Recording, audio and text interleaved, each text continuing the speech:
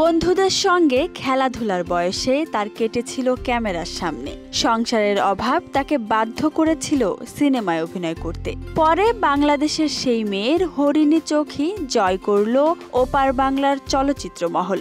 বলছি সাবিত্রী চট্টোপাধ্যায়ের কথা। তার মতো সহজাত স্বচ্ছন্দ অভিনেত্রী বাংলা ছবির জগতে মেলাভার।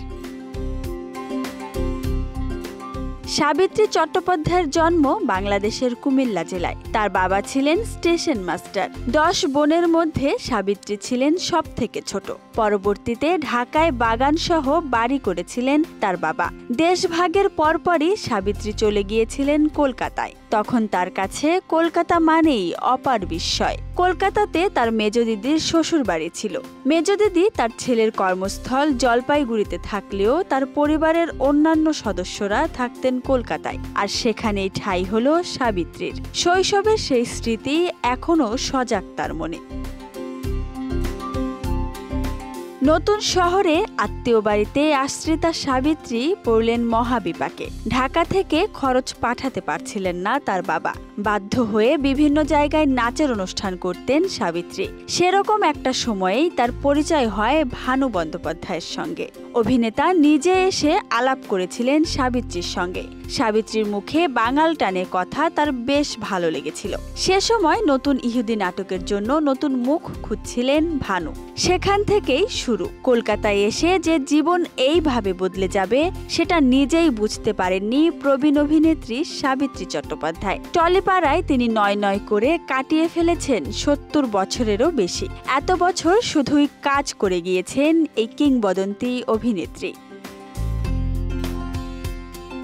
সে যুগে নায়িকার চোখে মুগ্ধ ছিলেন পরিচালক, প্রযোজকেরা, এমনকি নায়কেরাও। রূপ, গুণ সবকিছু থাকার পরেও কেন তিনি বিয়ে করলেন না, এই প্রশ্ন এত বছরে অনেকবারই তাকে করেছেন অনেকেই। বেশ অনেকদিন আগে দিদি নাম্বার 1-এর মঞ্চে এসেছিলেন সাবিত্রী। তাকে সামনে পেয়ে সেই প্রশ্ন করার লোভ সামলাতে পারেননি সঞ্চালিকা রচনা বন্দ্যোপাধ্যায়ও। এই প্রশ্ন শুনে উত্তর দিতে বিন্দুমাত্র কুণ্ঠাবোধ করেননি সাবিত্রী।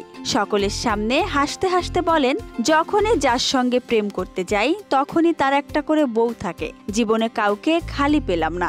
এখনো যদি কোনো খালি মানুষকে পাই অবশ্যই বিয়ে করে নেব। সাবিত্রীর উত্তর শুনে হেসে গড়িয়ে পড়লেন উপস্থিত সকলে।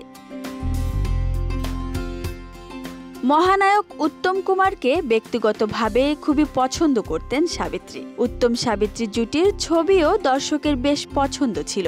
উত্তম কুমারই তার জীবনের প্রথম প্রেম, সে কথা স্বীকার করতে দ্বিধাহীন সাবিত্রী। অভিনয়ের সেরা সময়ে তাদের বিয়ে নিয়েও গুঞ্জন রটেছিল, কিন্তু তা সীমাবদ্ধ থেকেছে শুধুমাত্র গুজবেই। সব রকম গুঞ্জনের বাইরে উত্তম সাবিত্রীর বন্ধুত্ব রয়ে গিয়েছে উজ্জ্বল দৃষ্টান্ত হিসেবে। জীবন নিয়ে সাবিত্রী সবসময়ই অকপট। গৌরী দেবীর সঙ্গে সম্পর্ক ভেঙে সংসার ছেড়ে উত্তম কুমারের চলে আসা তার ভালো লাগেনি। সে কথা জানিয়েছিলেন মহানায়ককে। বলেছিলেন কাউকে কাঁদিয়ে জীবনে সুখী হওয়া যায় না। শেষ দিকে উত্তম কুমারের জীবনের টানাপোড়েন তাকে কষ্ট দিয়েছিল। মহানায়কের প্রতি সহমর্মিতা থেকেই গাঢ় হয়েছিল ভালোবাসা। তবে অন্যের ঘর ভাঙা তাকে কষ্ট দিলেও নিজে কখনো সংসার পাতেননি সাবিত্রী। বাবা, মা এবং দিদিরাই ছিলেন তার পরিবার। তাদের জন্য করে গিয়েছেন আজীবন। নিজের জন্য আলাদা সংসারের নিভৃত কোণ তৈরি করা হয়ে ওঠেনি। সাবিত্রী চট্টোপাধ্যায় বলেন, আমার অনেক সম্বন্ধই ভেঙে দিয়েছিলেন মহানায়ক উত্তম কুমার। তিনি আরও বলেন, আমার জীবনে কখনো প্রেম আসেনি তা নয়, কিন্তু উত্তম কুমার আমার অনেক সম্বন্ধ ভেঙে দেন। উত্তম কুমার বরাবরই আমার প্রতি পজিটিভ ছিলেন। আমি কখনো চাইনি কেউ সংসার ভেঙে আমার কাছে চলে আসুক। আমার কপালে যদি বিবাহিত পুরুষ জোটে তবে কি করব? ভালোবাসবো না? তবে উত্তম কুমারকে পাইনি বলে বিয়ে করিনি তেমনটা নয়। বন্ধু অনেক ছিলেন, সবাই ছিলেন বিবাহিত, আর আমি কারো ঘর ভাঙতে চাইনি।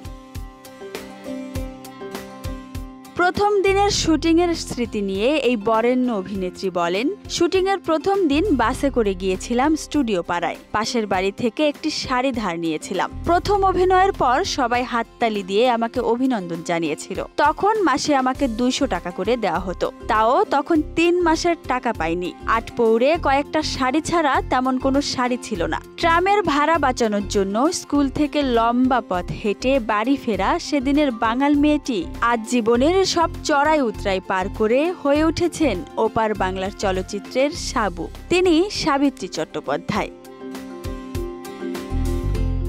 Desk report, Dhaka express.